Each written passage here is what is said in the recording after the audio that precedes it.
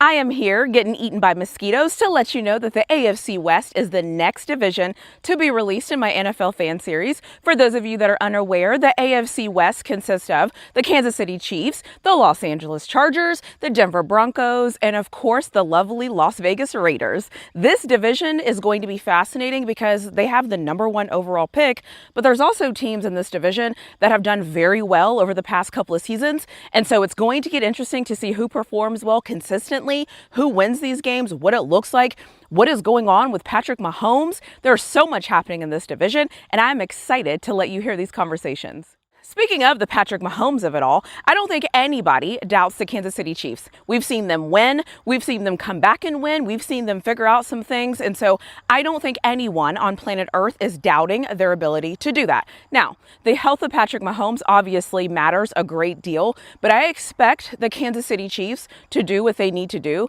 to be in contention because that is just who they are. The Chargers this year, I'm fascinated to see if they're able to figure anything out and if they're able to get better than they have been past seasons. They have no problem making the playoffs. It's just winning that playoff game is where they struggle. The Denver Broncos, depending on who you might ask, arguably last year would have went to the Super Bowl if Bo Nix was healthy. So this team is going to go as far as Bo Nix can take them. The secret to that Denver Broncos team that nobody usually talks about is that offensive line and obviously that defense. That defense is also top tier. So this year, the Denver Broncos are going to be very interesting to see how Bo Nix recovers and to see if he continues to get better. And then that leaves us with the Las Vegas Raiders. The number one overall pick in the NFL draft was Fernando Mendoza. He is with the Raiders. We also know that Kirk Cousins is with the Raiders. I don't think anybody knows who is actually going to start in week one. I don't really know if that matters because the truth is the Raiders have to figure out how to best work with Mendoza, to figure out if Kirk Cousins is the way to go, and to figure out what this Raiders team is doing. They're the only team in the division that has a new head coach. They're also the only team in the division that didn't have a winning record last year. So it's going to be fascinating to see what this Raiders team is able to do, to see how they're able to compete, and to see how they're able to figure themselves out in this division with their new coach. The X factor in this division, a lot of people would probably say quarterback. I believe the X factor in this division is actually going to be coaching. What coach is able to make the best decisions? What coach is able to put their team in positions to win games? And what coach is going to make those decisions that at the end of the game, you're going to be saying, hey, they won this game because of this decision, or they lost this game because of this decision. I might be talking about taking the points, but hey, we'll just leave that for another day. Let me show you some of the previews of the people that I talked to for the AFC West. Don't forget to hit that like button if you haven't already. Don't forget to make sure that you are subscribed to my channel. And if you think about it, turn on those notification bells. And maybe if you want to make me really happy, leave me a comment in the comment section below and let me know what you think about this video. Depth is the word. We didn't get a lot of big playmakers like running backs or QBs. We got a lot of blue collar players for the foundation of our team. Our number one or our first round pick was an edge. We got 4 offensive linemen, a D lineman, safety. So those aren't the exciting players, although we did get one. But those are the players that make a difference, that make the exciting players exciting because they allow them to do their work. So Yeah. I thought overall we had a pretty good draft. And I would like you to know that when I was watching, I don't remember if it was day 2 or day 3, I can't remember. And because I'm a nerd and I look at people's drafts before the day starts and I like kind of see where I think they need a draft. That's true. And I was thinking, the Chargers, yes, offensive linemen. Like that was just because when they're like a guy off the couch last year, and then it was just not great. And so I remember watching the draft thinking, yes, okay, this draft makes sense to me. So I love when that happens because I don't feel too crazy. So having said that, if we're thinking like day 2, day 3, who do you think that you all picked up where you think that person might be a steal? For us, and this goes back to my first point, is about that one exciting player. I feel as a Raiders fan, as good as I felt in a good 4 or 5 years, I guess since the end of the Derek Carr era for the Raiders, right? So No, I think not that's bad. where I am right now. Yeah. Okay.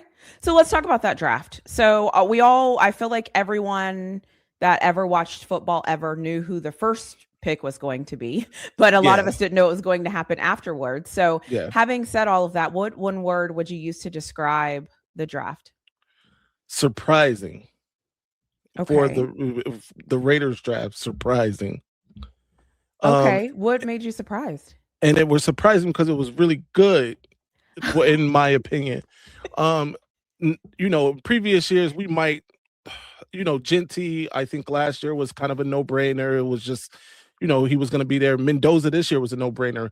But Mendoza aside, everything else to me was really good for the most.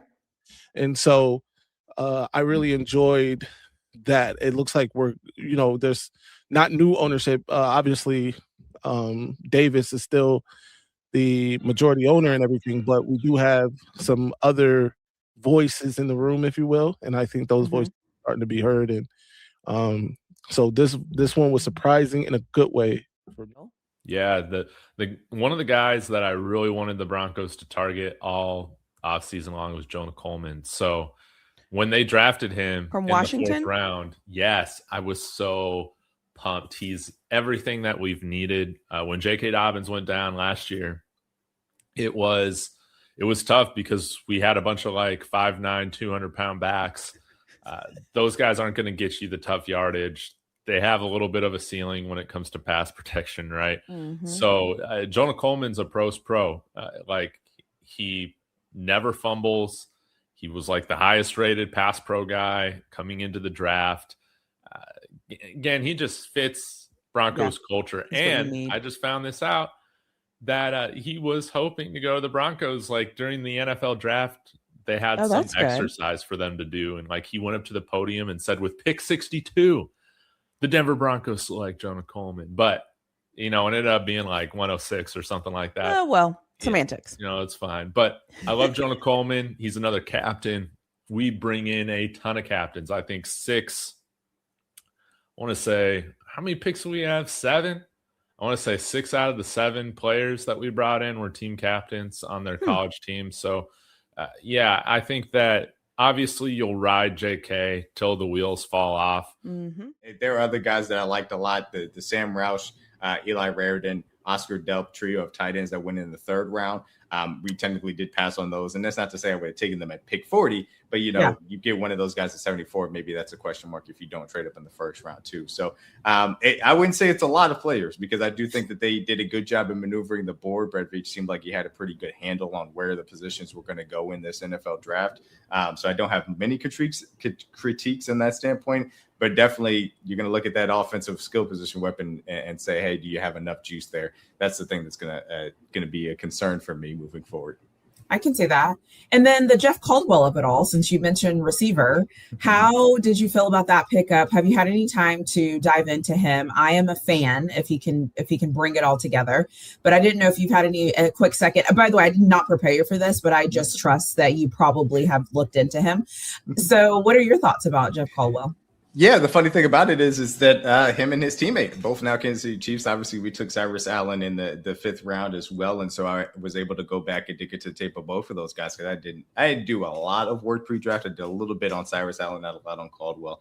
And the thing about it is you obviously see the traits with Jeff Caldwell. Like he has the ability. He's a tall person. He can run very fast. And he does attack the ball, which is something that for big guys, I want you, if you're going to be that tall, fast dude, you got to go and attack the ball like you are a tall, fast dude.